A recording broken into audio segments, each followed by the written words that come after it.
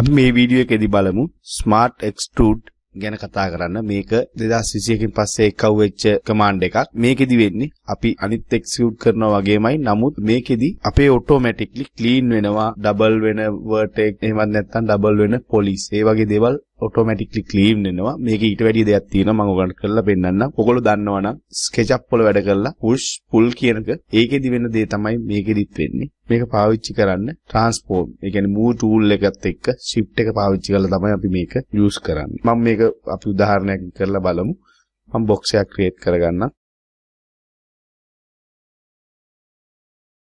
මම 40 by 40 box එකක් create කරලා මම මේක convert කරගන්නම් editable poly වලට. මේ smart extrude කියන එක වැඩ කරන්නේ vertex edge ඔක්ක නෙමෙයි poly එක විතරක්ම කියන එක මතක තියාගන්න. මම poly කියන එක ගත්තට පස්සේ මට පුළුවන් control එක ඔබාගෙන අපිට අවශ්‍ය poly ටික select කරලා මට මේක shift එක ඔබාගෙන move කරන්න අවශ්‍ය දිශාවට. මට උඩට හරි පහළට හරි මේක move කරන්න පුළුවන්. මේ වෙලාවේ ඔයගොල්ලෝ පේනවා අපේ කලින් extrude එක වගේම මේක දැන් වැඩ කරනවා.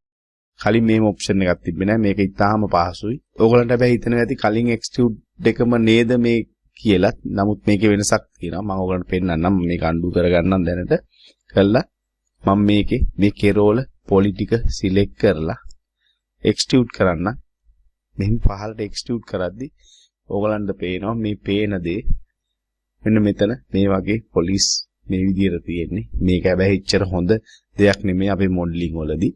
මේක හැබැයි අපිට මැනුවලි මේක ඩිලීට් කරලා මේක නැවත ක්ලීන් කරලා හදා ගන්න පුළුවන්. ඒක ඉතා අසීරුයි සමහර සංකීර්ණ මොඩලින් කරාගෙන යද්දි. නමුත් අපි දැන් බලමු ස්මාර්ට් එක්ස්ට්‍රූඩ් කරද්දි මොකද්ද වෙන්නේ කියලා. මම මේකම shift එක ඔබාගෙන මේක පහළට move කරන්න. ඕගොල්ලන්ට පේනවා ඇති මේක ඔටෝමැටික්ලි ක්ලීන් වෙලා මේ වගේ ක්ලීන් පර්ෆෙක්ට් මොඩල් එකක් ක්‍රියේට් කරලා දෙනවා. ඒ වගේම තමයි මෙහෙම එළියේ තියෙන පොලි එකක් මෙහෙම shift එක ඔබාගෙන මේක ඉවර වෙනකන් ගෙනල්ලා අතෑරියොත් ඒක සම්පූර්ණයෙන්ම අයින් වෙලා අපිට ක්ලීන් කරලා දෙනවා.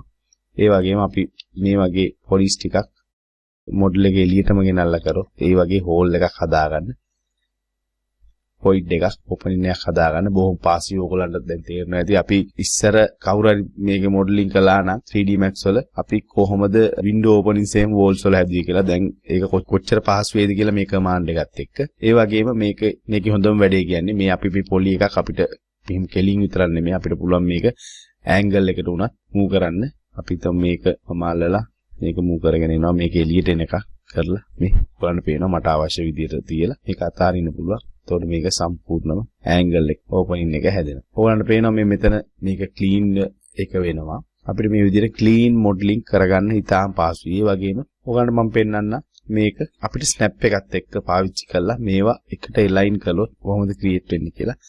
මම මේ පොලිස් එක සිලෙක්ට් කරගෙන මම ස්නැප් එකේ vertex කියන එක විතරක් තියාගෙන අනිත් ඒවා ක්ලීන් කරගන්න. ඔයගොල්ලන්ට මතක ඇති අපි කලින් වීඩියෝ එකේදී කතා කළා vertex එක විතරක් තියලා මම මේක S අකුර ඔබලා මම ස්නැප් on කරගෙන මම මේක උඩට move කරලා එන්න මෙතන vertex එක උඩින් ගිහලා අතාරිනවා. එතකොට ඕගොල්ලන්ට පේනවා මේක කාන්ට මේ පොලිස් ටික align වුණා.